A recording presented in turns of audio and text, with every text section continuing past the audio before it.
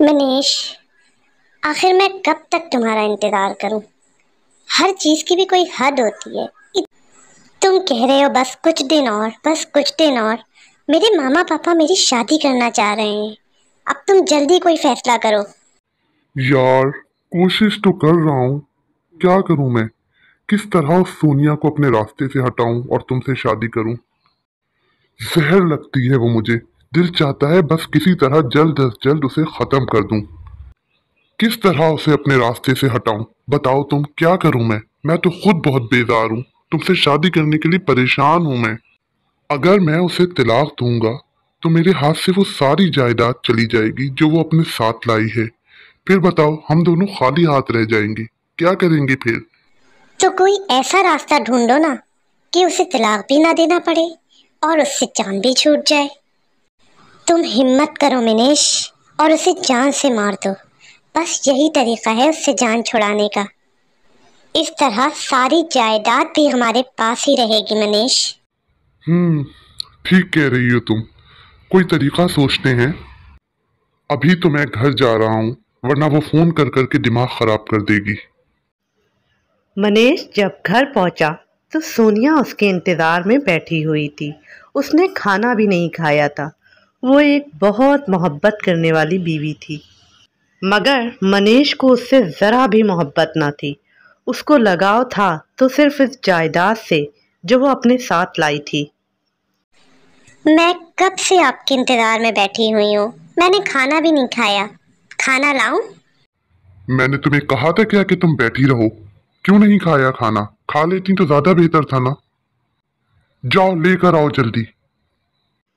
سونیا کی آنکھوں سے اس کا حقارت بھرا لہجہ سن کر آنسو بہنے لگے۔ وہ روتے ہوئے گئی اور کھانا لے کر آئی۔ منیش کا رویہ سونیا کے ساتھ ہمیشہ سے ہی اتنا برا تھا کیونکہ اسے وہ کرشمہ جو پسند تھی۔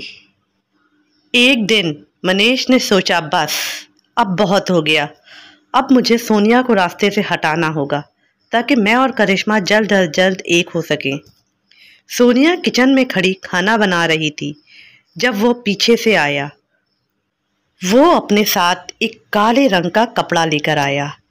اس نے پیچھے سے سونیا کے گلے میں وہ کالا کپڑا ڈالا اور اس کا گلا گھونٹ دیا۔ پھر اس نے سونیا کی باڈی کو گھر کے پیچھے بنی جھاڑیوں میں لے جا کر مٹی میں دبا دیا۔ وہاں سے وہ سیدھا کرشمہ کے پاس گیا اور جا کر اسے خوشخبری سنائی۔ وہ دونوں خوشی سے ناچنے لگے۔ ان دونوں نے فیصلہ کیا کہ بس اب ہمیں جلد از جلد شادی کر لینی چاہیے۔ آخر ایک دن منیش خوشی خوشی کرشمہ کو شادی کر کے اپنے گھر لے آیا۔ وہ دونوں بہت خوش تھے۔ ایک دن جب منیش صبح آفس چلا گیا، کرشمہ گھر پر اکیلی تھی۔ وہ آرام سے بیٹھی لاؤنج میں ٹی وی دیکھ رہی تھی اور ساتھ ساتھ چائے پی رہی تھی۔ اچانک اسے دور سے کہیں آواز آئی، کالی چادر تمہارے گھر سے 20 میل کے فاصلے پر۔ وہ ڈر گئی، یہ کیسی آواز ہے؟ اسے تھوڑا ڈر لگا، اس نے ٹی وی بند کر دیا۔ تھوڑی دیر بعد پھر آواز آئی، کالی چادر تمہارے گھر سے 15 میل کے فاصلے پر۔ اب اسے بہت ڈر لگا۔ اس نے جلدی سے منیش کو فون ملایا اور اسے ساری بات بتائی۔ منیش فون پر ہنسنے لگا اور کہنے لگا، کیا ہو گیا ہے کرشمہ؟ کہاں سے تمہیں آوازیں آ رہی ہیں؟ لگتا ہے تم کام کر کر کے بہت تھک گئی ہو۔ جاؤ کچھ دیر آرام کر لو، میں تھوڑی دیر تک گھر آ جاؤں گا، پھر باہر کہیں گھومنے چلیں گے۔ کرشمہ نے سوچا شاید واقعی ایسا ہو۔ وہ اپنے بیڈ روم میں چلی گئی اور بیڈ پر جا کر لیٹ گئی۔ تھوڑی دیر بعد پھر اسے آواز آئی، کالی چادر تمہارے گھر سے 10 میل کے فاصلے پر۔ اب سونیا کی ڈر کے مارے حالت خراب ہو گئی۔ وہ بیڈ پر بیٹھ گئی۔ پھر اسے آواز آئی، کالی چادر تمہارے گھر سے 5 میل کے فاصلے پر۔ کرشمہ ڈر کے رونے لگی۔ وہ بیڈ کے نیچے چلی گئی۔ اسے پھر آواز آئی، काली चादर तुम्हारे घर के दरवाजे पर। करिश्मा रोती रही और उसे फिर आवाज आई, काली चादर तुम्हारे बेड के नीचे, तुम्हारे सामने। और काली चादर ने उसका गला दबाकर उसे मार दिया। ये वही काली चादर थी जिससे मनीष ने सोनिया को मारा था। आज उसी काली चादर ने करिश्मा को मार दिया। जब मनीष घर आया, उसने देखा करिश्मा मरी पड़ी है। वो बहुत परेशान हुआ, बहुत रोया। उसने पुलिस को बुलाया। पुलिस आई।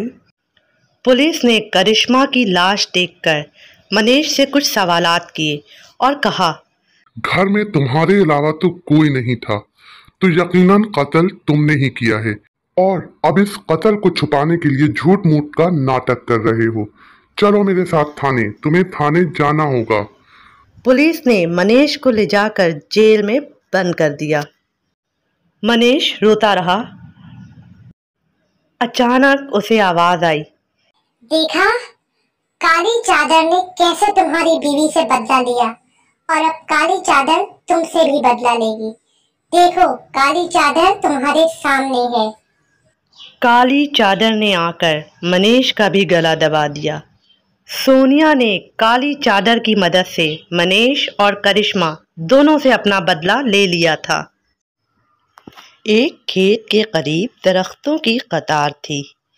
एक दरख्त पर एक नन्ही सी चिड़िया ने अपना घोंसला बना रखा था। साल भर ये चिड़िया इधर उधर दाना दुनका चुगती फिरती, मगर जब मौसम बहार आता तो ये घोंसला आबाद हो जाता। इस घोंसले में इस साल इसने 4 अंडे दिए। इन अंडों पर बैठकर घंटों उन्हें सीती। अंडों को सीने की मुद्दत ख़त्म हुई तो इन अंडों के अंदर से 4 बच्चे निकले। चिड़िया करीबी खेत पर उतरकर अपना पेट भरती, फिर फुर से उड़कर अपने चारों बच्चों को अपनी चोंच से दाना खिलाती। बच्चों को हर वक्त भूख लगती रहती और चिड़िया थोड़ी थोड़ी देर बाद उन्हें दाना खिलाती रहती। इस खेत का मालिक किसान एक छोटे दिल का आदमी था। जब भी वो इस नन्ही सी चिड़िया को अपने खेत में दाना दुनका चुगता देखता तो इसे गुस्सा आ जाता कि मैं तो मेहनत से खेत में दिन रात एक करके फसल उगाता हूँ और ये कमबख्त चिड़िया मेरी मेहनत पर दिन दहाड़े डाका डालती है। किसान इसको पकड़ने की फिक्र में लग गया। आखिर एक दिन किसान ने चिड़िया को अपनी जाल में फंसा ही लिया। अगले दिन इसने चिड़िया को पिंजरे में बंद किया और शहर की तरफ चल खड़ा हुआ कि अब तो इस डाकू चिड़िया का और मेरा इंसाफ बादशाह सलामत की अदालत में ही होगा। चिड़िया बेचारी पिंजरे की सलाखों से सर मार रही थी और किसान से इल्तिजा कर रही थी कि मुझे छोड़ दो, मेरे बच्चे भूख से बिलक रहे होंगे। मगर किसान ने एक ना सुनी। रास्ते में एक आदमी मिला जिसकी गांव में दुकान थी। वो शहर से दुकान का सामान ला रहा था। नन्ही चिड़िया की फरियाद सुनकर इसे बड़ा तरस आया।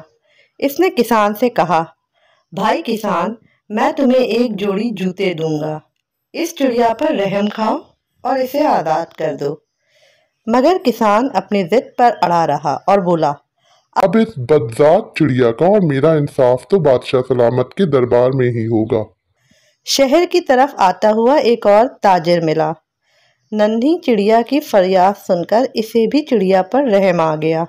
इसने किसान से कहा, भाई किसान, तुम्हारे भी बच्चे हैं, इस चिड़िया को आज़ाद कर दो, बदले में मैं तुमको 2 सेर गुड़ दूंगा।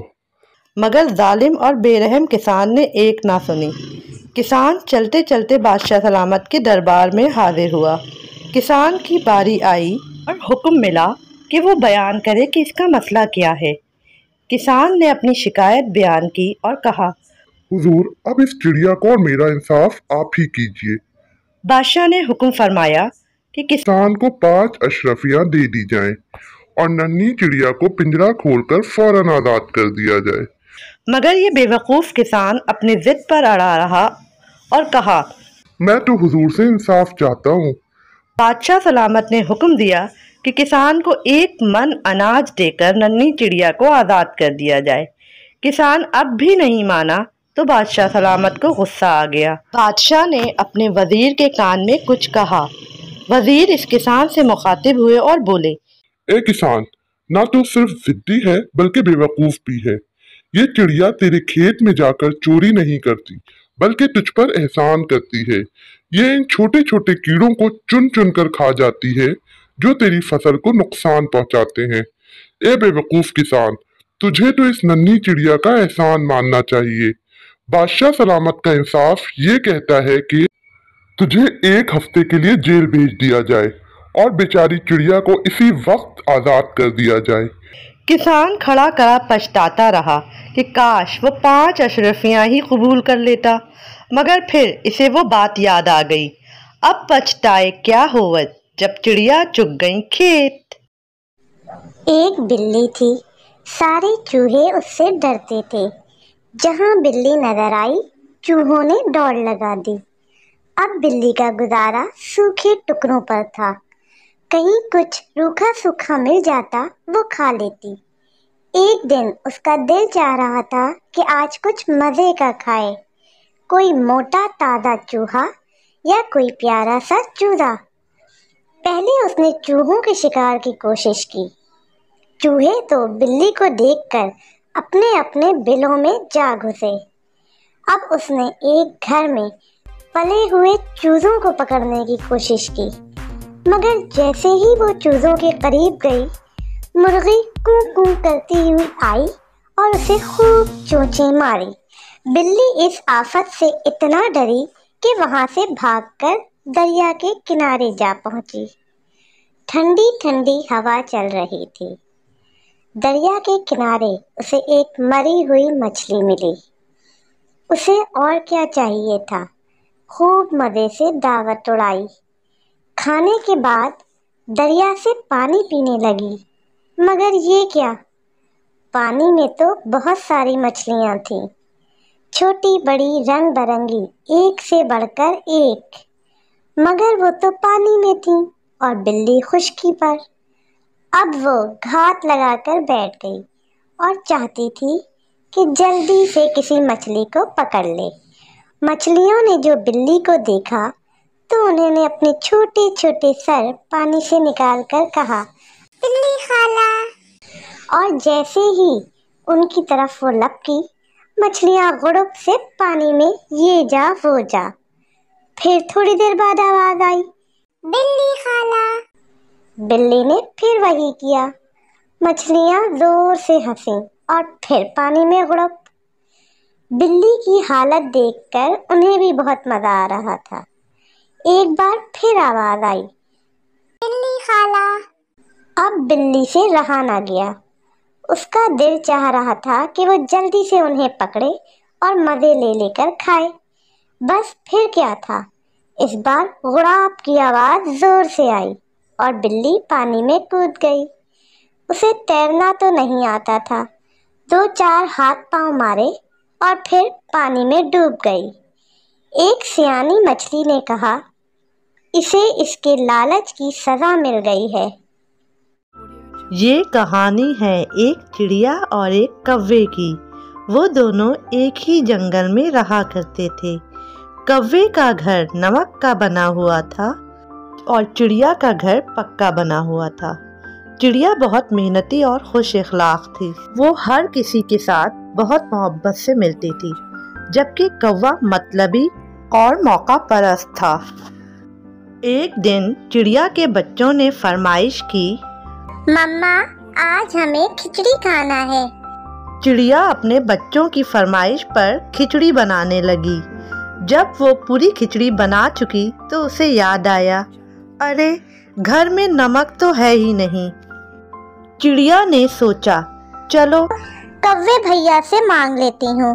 یہی سوچ کر وہ کوے کے گھر گئی۔ کوے کے دروازہ کھولنے پر چڑیا نے کہا، بھیا تھوڑا سا نمک دے دو، میں نے کھچڑی بنائی ہے، اس میں مجھے ڈالنا ہے۔ کوا یہ سن کر غصے میں آ گیا اور چلانے لگا، क्या मैंने अपना घर नमक का इसलिए बनाया है कि तुम लोगों को खिचड़ी में डालने के लिए देता रहूं? जाओ, मैं नहीं दूंगा। चिड़िया बेचारी उदास सी वापस आ गई और घर आकर उसने अपने बच्चों से कहा, बेटा, खिचड़ी बगैर नमक के ही खा लो, क्योंकि मुझे कहीं नमक नहीं मिला। चिड़िया के बच्चों ने बगैर नमक के ही खिचड़ी खा ली। एक दिन बहुत तेज बारिश होने लगी। कौवे का घर चूंकि नमक का बना हुआ था, इसलिए वो बारिश की वजह से बह गया। कौवा बारिश में भीगते भीगते परेशान हो गया, तो आखिरकार चिड़िया के घर आया और उससे मदद मांगी। मेरा पूरा घर बारिश में बह गया है, क्या तुम मुझे थोड़ी देर के लिए अपने घर में जगह दे सकती हो? चिड़िया ने कहा, क्यों नहीं कौवे भैया, आओ अंदर आओ। चिड़िया ने कौवे की खूब खातिर मदारत की।